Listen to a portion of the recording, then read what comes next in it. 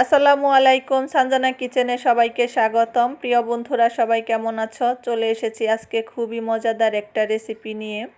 আজকে তোমাদেরকে শীতকালীন সবজি শিম দিয়ে শুটকি মাছের দুর্দান্ত এই রেসিপিটা করে দেখাবো। আশা করি রেসিপিটা তোমাদের কাছে খুবই ভালো লাগবে। তো চলো রেসিপিটা তোমাদের সাথে শেয়ার করে দেই।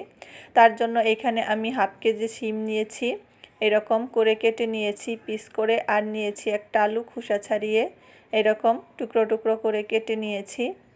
আর এই দিকে আছে শুটকি, এটাকে আমরা ফেওয়া শুটকি বলি, অনেকে বাঁশপাতা শুটকি বলে। এটাকে ভালো করে ধুয়ে আমি পরিষ্কার করে নিয়েছি। এখন চলে যাচ্ছি চুলায়, দিয়ে দিলাম সাদা তেল। এখন এর মধ্যে দিয়ে দেব পেঁয়াজ কুচি আর দিয়ে দেব কাঁচামরিচ কুচি, দিয়ে পেঁয়াজটাকে একটু ভেজে নিচ্ছি। তো আমার রেসিপিটা যদি তোমাদের কাছে ভালো লেগে থাকে প্লিজ বন্ধুরা লাইক কমেন্ট শেয়ার করে দিও।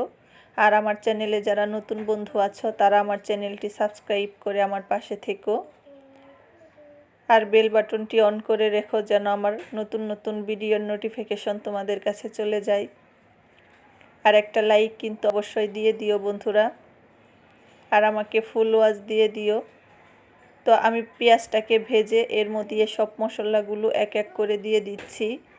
দিয়ে দিলাম হলুদের গুঁড়া, মরিচের গুঁড়া, ধনিয়ার গুঁড়া, আর দিয়ে দিয়েছি পরিমাণ মতো লবণ। দিয়ে শুটকিটা দিয়ে দিলাম, দিয়ে ভালো করে শুটকিটা মশলাটার সাথে আমি কষিয়ে নেব। তো এটা আমার কষানো হয়ে গেছে।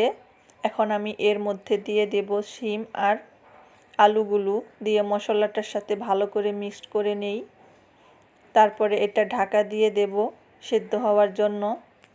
তো এটা আমার সেদ্ধ হয়ে গেছে। এখন আমি এর মধ্যে অল্প একটু পানি দিয়ে দেব, দিয়ে ঝোলটাকে একটু ঘন করে নেব। তোমরা যারা শুটকি খেতে ভালোবাসো তারা অবশ্যই কমেন্ট করে জানিও বন্ধুরা কেমন হয়েছে রান্নাটা। আমার কাছে তো শুটকি খেতে খুব খুব খুব ভালো লাগে, আমার খুবই পছন্দের একটা খাবার। শুটকিটা যে কোনো ভাবে রান্না করলে আমার কাছে খেতে খুব ভালো লাগে।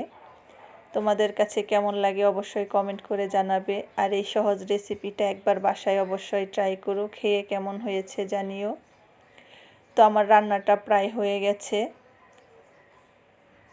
তোমাদেরকে আমি দেখাচ্ছি পরিবেশন করে। এটা একটু বেশি ঝোলও রাখবো না, আবার একেবারে শুকিয়েও ফেলবো না, একটু এইরকম করে নেব। খুবই সহজ একটা রেসিপি। তো আমার রান্নাটা কমপ্লিট হয়ে গেছে, এবার খাবার পালা। তো আজ এই পর্যন্তই, ভালো থেকো সবাই, আল্লাহ হাফেজ।